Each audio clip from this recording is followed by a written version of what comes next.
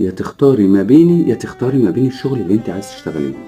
دلوقتي أنا محتارة، أنا أهلي صرفوا عليّا وتعبوا في تعليمي وخلّوني إن أنا من الناس الأوائل. إزيكم؟ أنا اتخطبت لواحد شغال برّه مصر، هو رافض إن أنا أكمّل شغل، لإن أنا دايمًا اتعودت إن أنا أشتغل، لإن أنا مكافحة وباحب أعتمد على نفسي ونفسي أحقق طموحي ويبقى ليّا career. رفضني بيقرر إن أنا ما اشتغلش ولازم أقعد في البيت، وده ليه بقى؟ لإن هو خايف عليّا وبيغير عليّا إن ممكن في صحابي في الشغل يهزروا ويضحكوا، الكلام اللي أنتم عارفينه ده.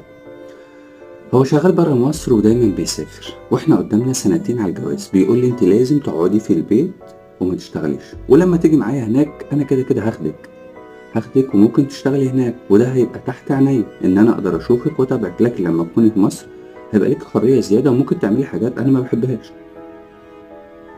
المهم قُلت له: "إزاي يعني؟"